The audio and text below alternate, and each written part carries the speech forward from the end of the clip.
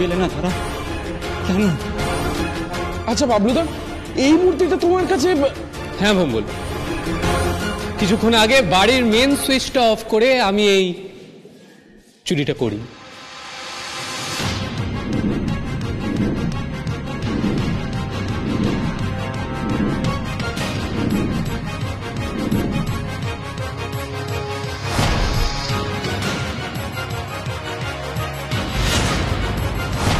তার মানে ওটা তুই? বাবলুদা, সেই জন্যই তোমার হাতে রং লেগেছিল, তাই তো? রাইট।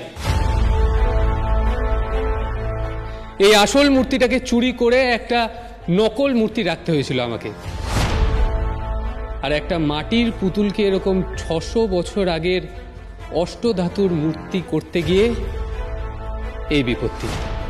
রংটা এখনো শুকোয়নি, সেই কারণেই আমার বাঁ হাতে এবং গৌতম বাবুর হাতে এখনো রং লেগে আছে। তাহলে সত্যি করে প্রথম চুরিটা করেছিল কে? বাবলুদা, সব গুলিয়ে যাচ্ছে, একটু প্রথম থেকে গুছিয়ে বলো না। আচ্ছা বাবলু, তুমি কি তারার দিকে ইঙ্গিত করছো? না মানে এবারের অনেকের উপর রাগ আছে ঠিক কথা, কিন্তু সে রাগ তো এরকম ভয়ঙ্কর নয়।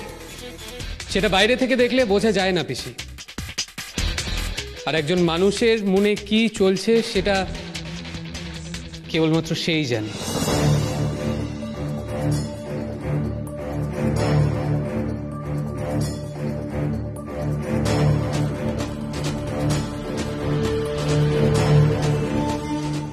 তারাদেবীর তখন বয়স অল্প। অয়ন নামক এক ছেলের সঙ্গে তার সম্পর্ক হয়, কিন্তু অয়নের ঘরে তখন চালচুলো নেই। বাড়ি থেকে অবজেকশন জানানো হবে সেটা জেনে তারাদেবী এবং অয়নবাবু একটা সিদ্ধান্ত নিয়ে ফেলেন। সিদ্ধান্তটা ছিল পালিয়ে যাওয়া, এবং তারা পালিয়ে যান।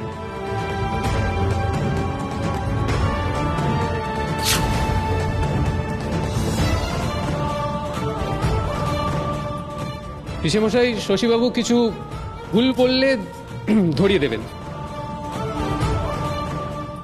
দুই দাদা মিলে তারাদেবী এবং অয়নবাবুকে ধরতে পারেন এবং অয়নবাবুকে মারধর করেন। লোকসমাজে এটা জানাজানি হলে একটা বাড়ির দুর্নাম হবে, সেই জন্যই কেউ কাউকে জানায় না।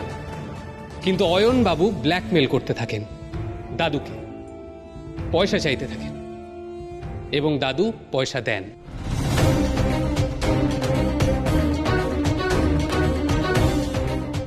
আর সেই টাকা নিয়ে অয়নবাবু ডাক্তারি পড়তে চলে যান। তারাদেবীর ডিপ্রেশন শুরু হয়।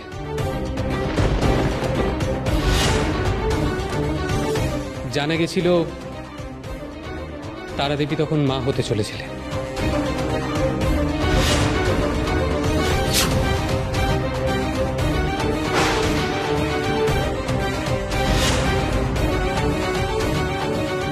দাদু অনেকবার অয়নবাবুর খোঁজ করবার চেষ্টা করেছিলেন, কিন্তু তখন অয়নবাবু টাকা নিয়ে বেপাত্তা। গৌতম বাবু দাদুর কাছে তখন কাজ করতেন, দাদুর বন্ধুর ছেলে। তখন গৌতম বাবুর একটাই স্বপ্ন ছিল, একটু টাকা রোজগার করবেন এবং তার বাবার করে রাখা ঋণ শোধ করবেন।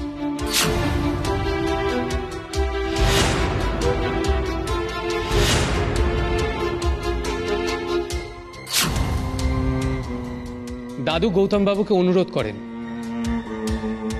যাতে তিনি তারাদেবীর সঙ্গে বিয়ে করেন, কিন্তু দাদু কিচ্ছু লুকোয়নি।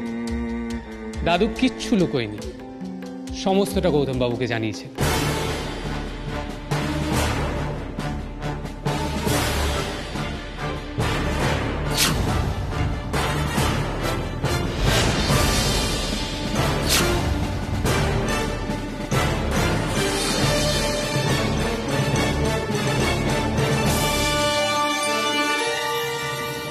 কি হচ্ছে? তোমরা সবাই জেগে কেন?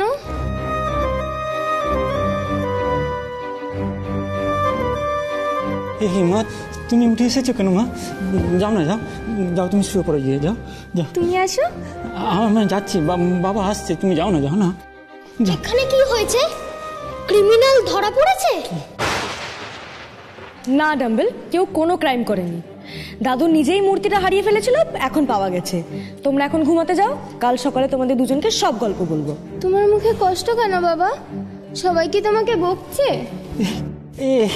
না না, কোথায় কষ্ট? এই যে আমি হাসছি তো, আমি হাসছি কোথায়? এই যে তুমি আমাকে জড়িয়ে ধরলে, আমার আর কোনো কষ্ট নেই বাবা, আর কোনো কষ্ট নেই মা। তুমি যাও, যাও যাও, গিয়ে শুয়ে পড়ো, যাও যাও। ঠিক আছে, তুমি তাড়াতাড়ি এসো। হ্যাঁ বাবা আসছে, যাও যাও যাও।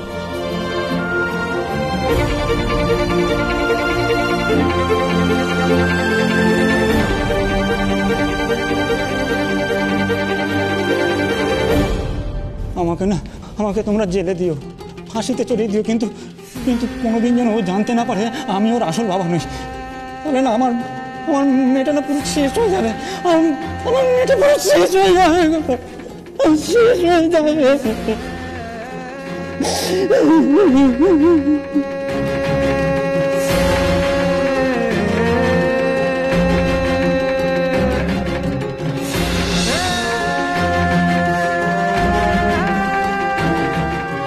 নিজের মেয়ে না জেনেও এমন করে ভালোবাসতে পারে কোন বাবা?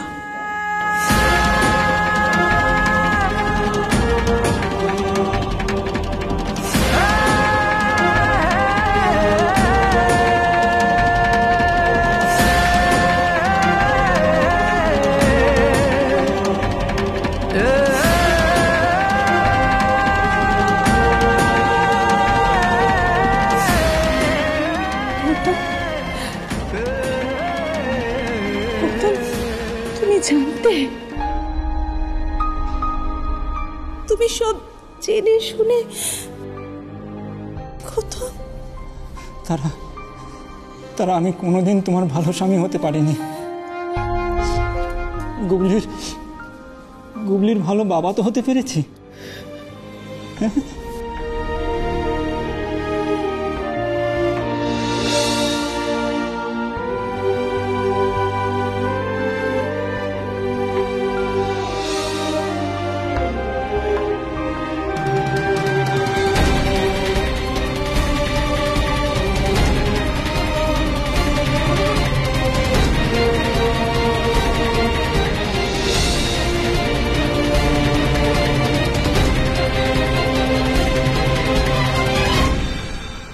তারা গৌতমের এত কথা তুমি জানলে কি করে? একজন আছে এই বাড়িতে, যে এই বাড়ির সব ঘটনার নীরব সাক্ষী, পিসি ঠাম্মা।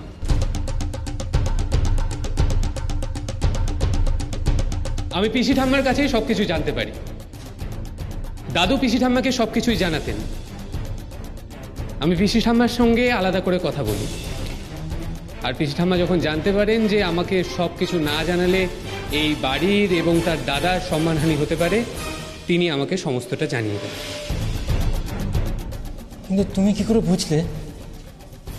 আমি তো কোনো ত্রুটি রাখিনি। তা রাখেননি। আপনি সবসময় চেয়েছেন যাতে সন্দেহটা আপনার দিকে যায়, যাতে আপনার স্ত্রী সন্দেহমুক্ত থাকে। কিন্তু এখন তো সব জানাজানি হয়ে গেল। হ্যাঁ, ও এখনো আমাকে ভালোবাসতে পারেনি। তারা অয়নের কাছে ফিরে যেতে চেয়েছিল, আমি সেটা জানতে পারি। ও কোনো কথা গোপন রাখেনি। অয়ন ডাক্তার হয়ে, কিন্তু উনি বিবাহিত।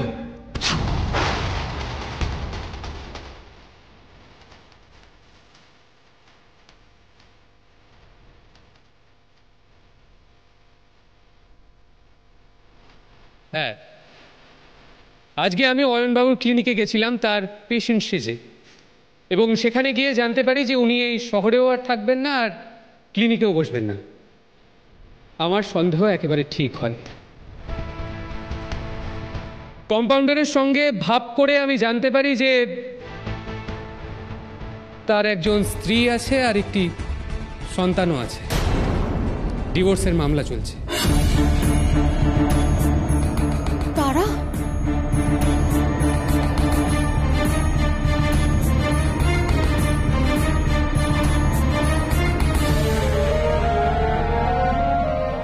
এরকম ভাবেই একের পর এক জিগস পাজেলের টুকরোগুলো আমাদের হাতে আসতে থাকে। গৌতম বাবু জানতে পারলেন যে তারা দেবী এই কাজ করেছেন, আর এতকাল ডিটেকটিভ গল্প এবং উপন্যাস পড়ে উনিও অপরাধ বিজ্ঞানে অবহিত হন। ওনার অভিমান হয়েছিল, ভালোবাসার অভিমান, তাই না গৌতম বাবু? হ্যাঁ হ্যাঁ, আমি আমি চেয়েছিলাম ও সুখে থাক, ও ভালো থাক, ও যা চায় তাই পাক। তারা কিন্তু কিন্তু আমি আমি আমি আমি আমি চেয়েছিলাম বাবার সম্মান রাখতে, জানো তো। আমি ওই অষ্টধাতুর মূর্তিটা দেখেছিলাম এবং আমি বুঝেছিলাম ওর দাম কত হতে পারে। হয়তো এই ঘর বাড়ি বিক্রি করেও তার দাম দেওয়া যেত না। এই বয়সে উনি কোথায় গিয়ে উঠবেন, কোথায় কি করবেন। এদিকে ঘর জামাই চুরি করাটা কনভিন্স হয়ে যাবে। তারা আজকে আইনের সাথে চলে যাবে বলে ঠিক করেছিল, তাই না? হ্যাঁ, রাস্তায় একজন কেউ গাড়ি নিয়ে দাঁড়িয়েছিল, তার গাড়ির ওই আলো জ্বালানো আর নেভানো দেখেছি আমরা।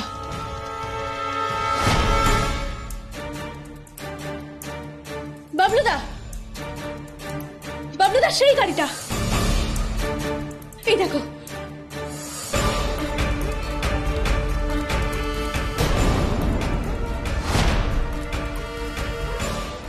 হ্যাঁ, ও চলে যাবে বলে ঠিক করেছিল। আমি তো চাইনি গৌতম, আমি তো চাইনি।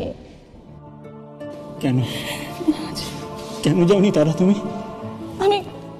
আমি তো মূর্তির খোঁজও করিনি। আমি জানতাম মূর্তিটা ঠাকুরের বেদির নিচে রাখা আছে,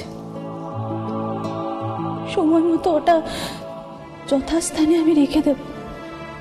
গৌতম, আমি পালাতে চাইনি গৌতম, আমি পালাতে চাইনি। কেন কেন গেলে না তারা? কেন গেলে না তারা? কেন কেন? আমি অয়নকে বলতে গেছিলাম যে আমি ওর সাথে যাবো না।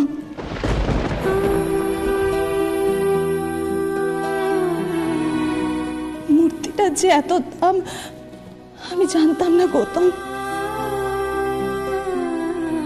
অয়ন আমাকে বলেছিল ওর ডিভোর্সের জন্য নাকি অনেক অনেক টাকা লাগবে, প্রায় লাখ-খানেক টাকা। আমি ভেবেছিলাম আমি ওই মূর্তিটা চুরি করে ওকে দিয়ে দেবো, তাতে বোধহয় হয়ে যাবে। কিন্তু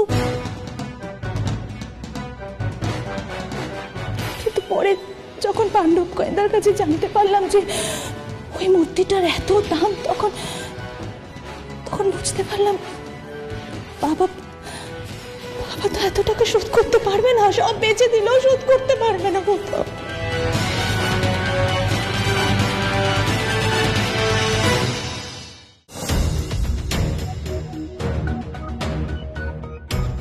আমি গৌতমকে সব বলেছিলাম, আমার চলে যাওয়ার কথা বলেছিলাম আমি গৌতমকে। গৌতম আমাকে বাধা দেয়নি আমাকে। ও শুধু শিশু সুলভ একটা মুখ করে আমাকে বলেছিল, তারা ভালো থেকো। তারা, আমি তো তোমাকে ভালো রাখতে পারলাম না।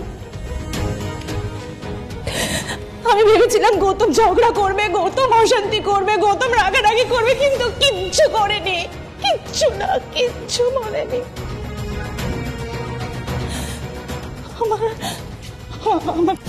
আমার অসুবিধা হচ্ছিল, খুব কষ্ট হচ্ছিল আমার, আমার চোখের সামনে গৌতমের ওই শিশু সুলভ মুখটা দেখতে পাচ্ছিলাম আমি। গৌতম বলল ও নাকি লাইব্রেরিয়ানের জবের জন্য কোথাও একটা অ্যাপ্লাই করেছে, এখানে ওর কনফার্ম হয়ে গেছে, নেক্সট মান্থে জয়েনিং।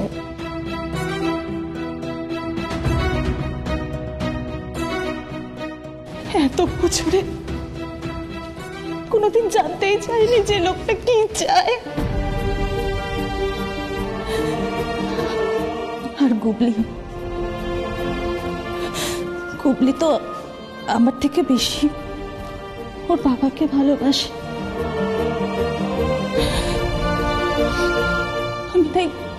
আমি তাই ভাবলাম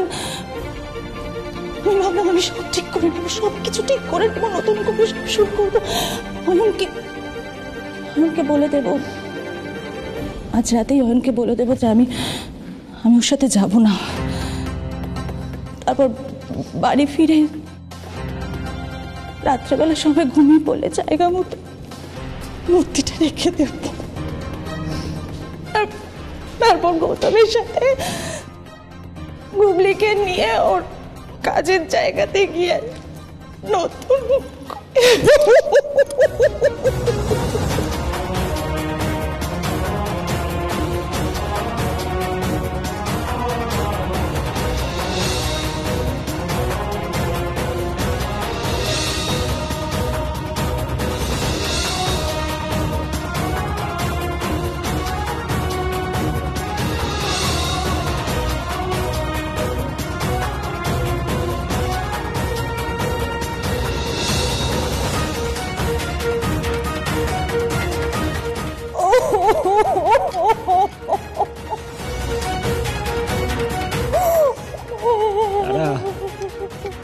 তারা বড় দেরি করে ফেলেছো, তুমি বড় দেরি করে ফেলেছো তারা।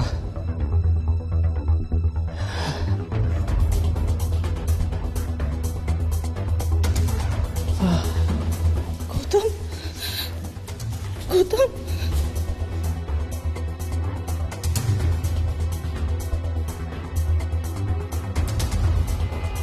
তুমি কি করে বুঝলে গৌতম নয় তারাই চুরি করেছে? দেখুন দাদু, অপরাধী সব সময় নিজেকে আড়াল করবার চেষ্টা করে, আর যে এই কাজ করেছে সে খুব বুদ্ধিমান বা বুদ্ধিমতী। আর অপরাধী কি এতগুলো ক্লু গোয়েন্দাদের দেবে? প্রথম ক্লু, যে লেটারটা আমার কাছে এবং আপনার কাছে এসেছিল সেটা কোনো বাচ্চাদের হাতের লেখা নয়, সেটা একজন বড়দেরই হাতের লেখা। ফাউন্টেন পেন দিয়ে লেখা হয়েছিল চিঠিটা, এবং বাঁ হাতে লেখা হয়েছিল যাতে আমরা ধরে ফেলতে না পারি সেটা কার হাতে লেখা।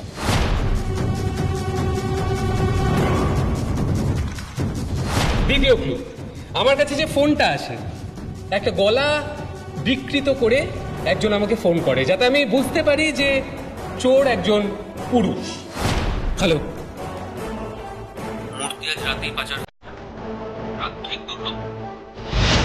এরপরে একের পর এক গৌতম বাবু আমাদের ঘরের সামনে এসে আড়ি পাতা, আর বারে বারে আমরা ধরে ফেলা। উনি যেহেতু ঘর জামাই, তাই জন্য ওনাকে মাঝের মধ্যে অপমানের সম্মুখীন হতে হয়। আর একবার যদি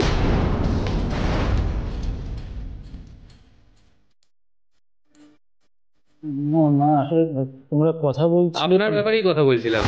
আমি যে ফোন নম্বরটা দিয়ে গৌতমবাবু ফোন করেছিল, সেই ফোন নম্বরটা আমি যাচাই করে দেখতে পাই যে সেটা গৌতমবাবুরই ফোন নম্বর। এতটা সহজ, সব কিছু এতটা সহজ যে একজন এত বড় অপরাধ করলো, সে আমাদের এতগুলো ক্লু দেবে? না না না, এতগুলো ক্লু একটা ভালো অপরাধী দিতে পারে না। এমনকি আমরা যখন গৌতমবাবু এবং তারাদেবীর ঘরটা সার্চ করতে গেলাম, তখন খাটের ওপর একটা আধখোলা বই দেখতে পেলাম। সেই আধখোলা বইয়ের বিষয় ছিল প্রাচীন দেবদেবীর মূর্তি। এতটা সহজ তো সবকিছু হতে পারে না, তাই না তারাদেবী? ভারতের প্রাচীন দেবদেবীর মূর্তি আমরা বুঝতে পারলাম।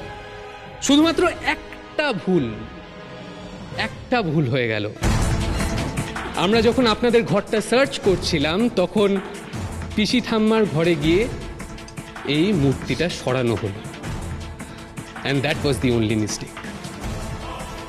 হ্যাঁ, তারা পিসি তখন স্নান করতে যাবেন বলেছিলেন। আমি স্নান করে রেডি হয়ে আসি। একদম।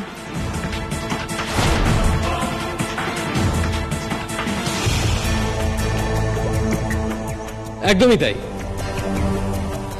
যখন আমরা গৌতমবাবু এবং তারাদেবীর ঘরে ছিলাম তখন তারাদেবী গেছিল পিসি ঠাম্মার ঘরে। আমরা যখন ক্রস চেক করবার জন্য পিসি ঠাম্মার ঘরে গেলাম তখন আমি আলমারির সামনে বুড়ো আঙ্গুলের ছাপ দেখতে পাই, আর বুড়ো আঙ্গুলের ছাপের সঙ্গে ছিল জলের দাগ।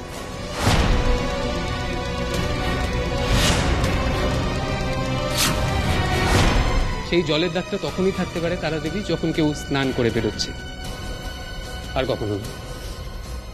আমার আর কোনো সন্দেহ রইল না। এরপরে একটা কথা কিন্তু ভুলে গেলে চলবে না, সেই রাতে যেদিন চুরিটা হলো সেদিন কিন্তু শুধুমাত্র দাদু ঘুমোচ্ছিলেন তাই নয়, পরেশদাও অঘরে ঘুমোচ্ছিলেন। সেটা কি করে সম্ভব? পরেশদা আমাদের জানান যে তারাদেবী মাঝে মাঝেই পরেশদাকে চকলেট খাওয়ান, আর তারাদেবীর একজন ডাক্তার বন্ধু আছে, তার মধ্যে তিনি ডিপ্রেশনের ওষুধ খান, সেরকম সিডেটিভ পিলস তারাদেবীর কাছে অনেক আছে। আর কোনো সন্দেহ রইল না।